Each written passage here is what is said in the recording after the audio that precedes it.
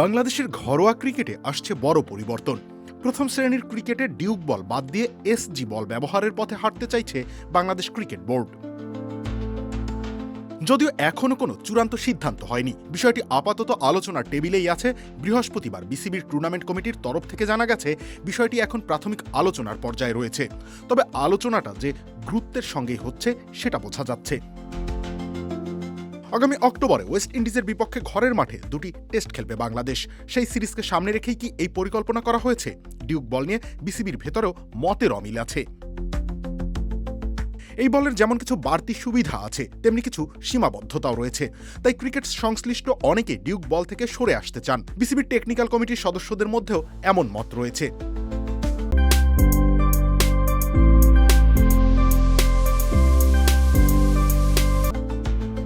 মজার বিষয় হলো 4 বছর আগেও দৃশ্যপট ছিল ঠিক উল্টো। 2022-23 মৌসুমের আগে জাতীয় ক্রিকেট লিগে এসজি বলের পরিবর্তে ডিউক বল চালু করেছিল বিসিবি। উদ্দেশ্য ছিল একটাই, বিদেশের কঠিন কন্ডিশনের জন্য বাংলাদেশের ক্রিকেটারদের আরও ভালোভাবে প্রস্তুত করা। বিশেষ করে নিউজিল্যান্ড ও ওয়েস্ট ইন্ডিজের সফরে বারবার সুইং আর সিমের বিপক্ষে ব্যাটারদের দুর্বলতা চোখে পড়ার পরই এই সিদ্ধান্ত নেওয়া হয়েছিল। ডিউক বলের সবচেয়ে বড় বৈশিষ্ট্য হলো এর হাতে সেলাই করা উঁচু সিম ও দীর্ঘ সময় ধরে সুইং ধরে রাখতে পারার ক্ষমতা। বলটি অনেকক্ষণ শক্ত থাকে, সিমও সহজে নষ্ট হয় না, ফলে পেসাররা অনেক বেশি সময় সুইং ও সিম মুভমেন্ট পান। একই সঙ্গে ব্যাটারদের জন্য রান করা হয়ে ওঠে অনেক কঠিন। এই পরিবর্তনের সঙ্গে তাল মিলিয়ে দেশের কিউরেটররাও আগের মতো স্পিন সহায়ক উইকেটের বদলে আরও সবুজ ও পেস সহায়ক উইকেট তৈরি করতে শুরু করেন। এই পরীক্ষার ফল ছিল মিশ্র। একদিকে ব্যাটারদের গড় নাটকীয়ভাবে কমে যায়, বিশেষ করে টপ অর্ডারের ব্যাটাররা রান করতে হিমশিম খেতে থাকেন। অন্যদিকে দেশের পেসাররা সবথেকে বেশি লাভবান হন।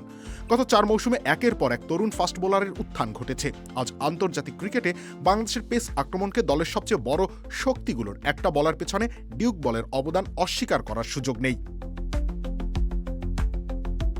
এ কারণেই হঠাৎ করে আবার এসজি বলে ফেরার আলোচনা অনেকের কাছেই প্রশ্নের জন্ম দিচ্ছে। ডিউক বল ব্যবহারের যে লক্ষ্য পূরণের চেষ্টা বিসিবির টেকনিক্যাল কমিটি মনে করছে, সেই পরীক্ষার বড় অংশ সফল হয়েছে। এখন হয়তো ঘরোয়া ক্রিকেটকে নতুন ধাপে নেওয়ার সময় এসেছে বলেই তারা ভাবছেন। তবে এখানেই সবথেকে বড় প্রশ্ন, 4 বছরে তৈরি হওয়া এই পেস সংস্কৃতি কি আবার ধীরে ধীরে হারিয়ে যাবে? ডিউক বলের কঠিন পরীক্ষায় ব্যাটারদের টেকনিক্যাল দুর্বলতা স্পষ্ট হয়েছে, কিন্তু সেই দুর্বলতা দূর হওয়ার আগেই যদি আবার তুলনামূলক সহজ পরিবেশে ফিরে যাওয়া হয়, তাহলে পুরনো সমস্যাগুলো কি আবার মাথাচাড়া দেবে না? পেসারদের উন্নতির গতি কমে যাওয়ার আশঙ্কাও উড়িয়ে দেওয়া যায় না। সবশেষে আরেকটা কৌতূহল জাগানোর তথ্য আছে। 2018 সাল থেকে নিজেদের ঘরোয়া প্রথম শ্রেণীর ক্রিকেট ও ঘরের মাঠের টেস্ট দুই জায়গাতেই ডিউক বল ব্যবহার করছে ওয়েস্ট ইন্ডিজ। তাদের পথ অনুসরণ করেই 2022 সালে ডিউক বল চালু করেছিল বাংলাদেশ। ইংল্যান্ড ও ওয়েস্ট ইন্ডিজের পর বাংলাদেশের নামই যুক্ত হয়েছিল ডিউক বল ব্যবহার করা দেশের তালিকায়। এখন সেই পথ থেকে সরে আসবে কিনা তার উত্তর মিলবে বিসিবির চূড়ান্ত সিদ্ধান্তে।